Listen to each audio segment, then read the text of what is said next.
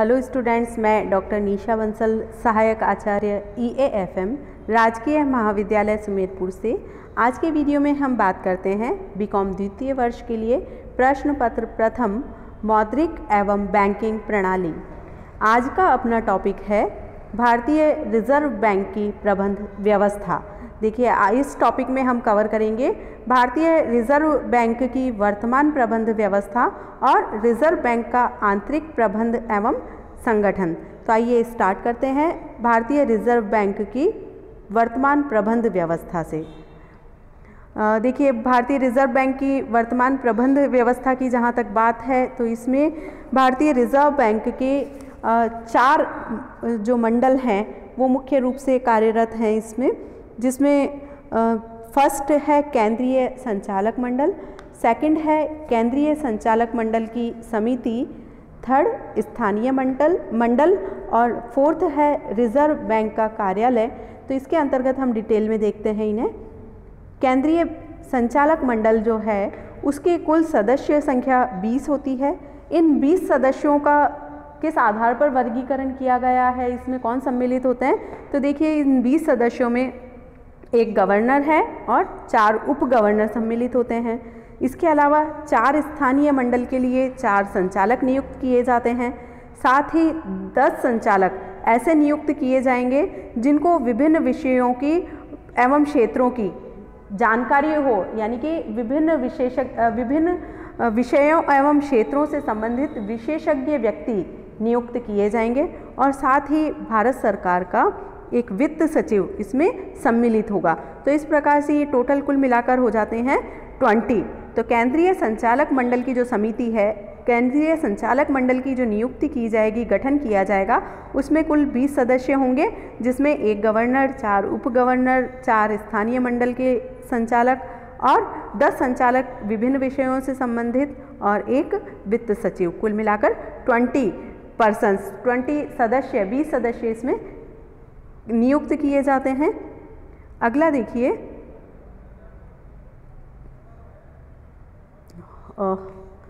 Next है केंद्रीय मंडल की समिति।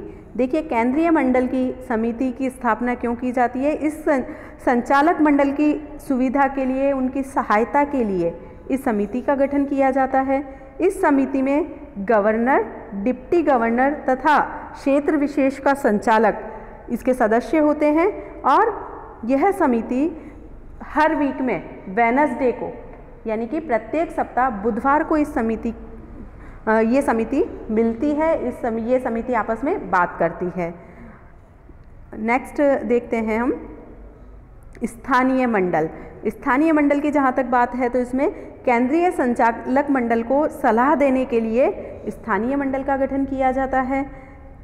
जनरली मुख्य रूप से 4 स्थानीय मंडल स्थापित किए गए हैं, जिनमें मुंबई, चेन्नई, कोलकाता और नई दिल्ली, इन 4 महानगरों में 4 स्थानीय मंडल स्थापित किए गए हैं। प्रत्येक मंडल में 5 सदस्य सरकार द्वारा मनोनीत किए जाते हैं। इन सदस्यों का कार्यकाल 4 वर्ष होता है और इस कार्यकाल की समाप्ति के पश्चात इन्हें पुनः मनोनीत किया जा सकता है। इस समिति के सदस्यों की जहाँ तक बात है तो उनका पुनः मनोनयन किया जा सकता है उनके कार्यकाल की समाप्ति के पश्चात। नेक्स्ट पॉइंट देखते हैं हम, रिजर्व बैंक का कार्यालय। रिजर्व बैंक का हेडक्वार्टर या कार्यालय कहाँ पर है? देखिए, रिजर्व बैंक का प्रधान कार्यालय तो मुंबई में स्थापित है और इसके अलावा 4 सहायक कार्यालय मुंबई, दिल्ली, चेन्नई और कोलकाता में स्थापित किए गए हैं। यानी कि एक मेन ऑफिस है जो है मुंबई में, उस मेन हेडक्वार्टर के अलावा या मेन मुख्य जो प्रधान कार्यालय है उसके अलावा 4 सहायक कार्यालय स्थापित किए गए हैं मुंबई, दिल्ली, चेन्नई और कोलकाता में। इसके अलावा देश में रिजर्व बैंक की 11 अन्य शाखाएं स्थापित की गई हैं, जो क्रमशः अहमदाबाद, बेंगलुरु, भुवनेश्वर, मुंबई, गुवाहाटी, हैदराबाद, जयपुर, कानपुर, नागपुर, पटना तथा त्रिवेंद्रम में स्थापित की गई हैं। यानी कि 1 प्रधान कार्यालय, 4 सहायक कार्यालय और 11 अन्य शाखाएं ये स्थापित की गई हैं। और देश के अलावा विदेशों में भी रिजर्व बैंक की शाखाएं कार्यरत है, स्थापित की गई हैं। और जिन क्षेत्रों में आरबीआई की किसी भी प्रकार की शाखा स्थापित नहीं है, उसमें state bank of India RBI के प्रतिनिधि के रूप में कार्य करता है। तो इस प्रकार से ये इसका गठन है। इसके बाद हम देखते हैं नेक्स्ट, रिजर्व बैंक का आंतरिक प्रबंध एवं संगठन, internal management and organisation of Reserve Bank of India. देखिए, अपने कार्यों को कुशलतापूर्वक संपन्न करने के लिए रिजर्व बैंक ने कई प्रशासनिक विभागों की स्थापना की है, जिसके अंतर्गत पहला विभाग आता है करेंसी प्रबंधक विभाग, department of currency management. Generally इस विभाग का मुख्य कार्य है नोटों का निर्गमन करना, नोटों की जांच करना, नोटों का हिसाब किताब रखना, नोटों का आंतरिक अंकेक्षण करना। तो इस प्रकार से देश में करेंसी प्रबंधक विभाग करेंसी के प्रबंध की व्यवस्था करता है। नेक्स्ट विभाग है बैंकिंग विभाग। बैंकिंग डिपार्टमेंट क्या कार्य करता है?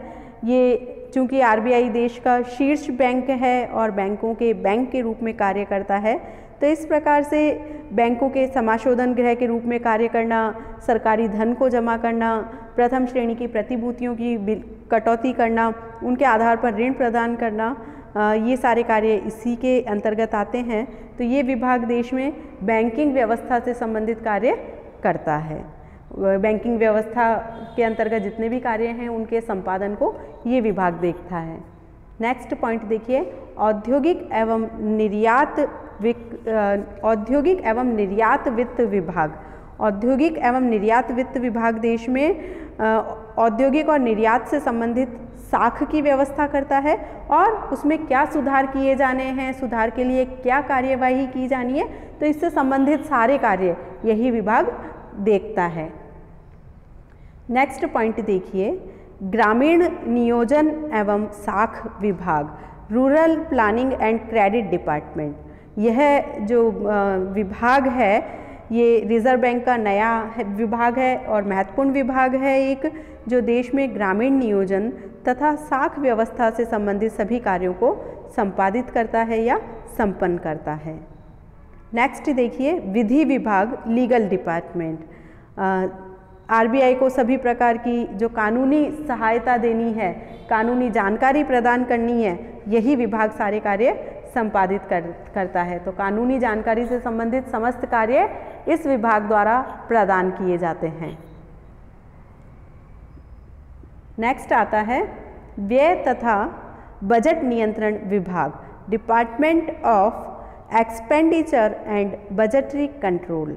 देखिए, देश में व्यय तथा बजट नियंत्रण से संबंधित जो भी कार्य हैं आरबीआई के, वो सारे इस विभाग द्वारा संपादित किए जाते हैं। नेक्स्ट पॉइंट देखिए, विनिमय नियंत्रण विभाग, एक्सचेंज कंट्रोल डिपार्टमेंट। देखिए, देश में विदेशी विनिमय के क्रय विक्रय से संबंधित क्रियाएं हों या विनिमय दर का निर्धारण करना हो या किसी भी प्रकार का भुगतान से संबंधित कार्य हो, तो इन सब की व्यवस्था करना और देखभाल करने का कार्य यही विभाग करता है। विदेशी विनिमय से संबंधित जितने भी कार्य हैं वो सारे कार्य विनिमय नियंत्रण विभाग द्वारा संपादित किए जाते हैं।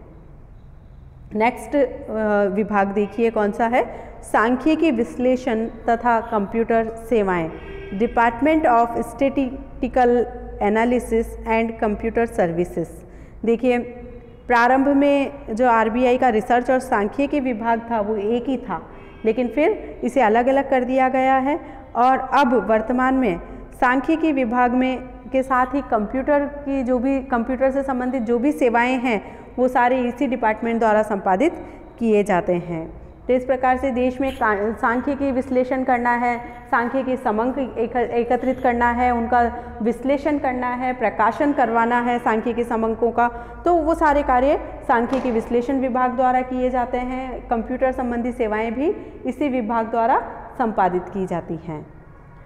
नेक्स्ट विभाग है आर्थिक विश्लेषण एवं नीति विभाग, department of economic analysis and policy, यानी कि इस विभाग द्वारा आर्थिक समस्याओं का विश्लेषण किया जाता है, आर्थिक समस्याओं से संबंधित समाधान प्रस्तुत किए जाते हैं। तो देश की जितनी भी आर्थिक विश्लेषण का कार्य है वो सारा कार्य इसी विभाग द्वारा दिया जाता है। साथ ही विभिन्न प्रकार की नीतियों से संबंधित जो विश्लेषण करने हैं या प्रकाशन करने हैं वो सारे कार्य भी इस विभाग द्वारा ही संपादित किए जाते हैं।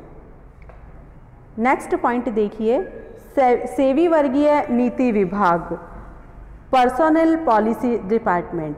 देखिए जो ये डिपार्टमेंट है आरबीआई का, ये बैंक के कर्मचारियों की नियुक्ति करना, पदोन्नति करना या उनके वेतन से संबंधित कोई भी कार्य है, वेतन का निर्धारण करना है, वेतन में कमी या वृद्धि की जो नीति अपनानी है, या कर्मचारियों के सेवानिवृत्ति से संबंधित कोई भी नियम का प्रतिपादन करना है।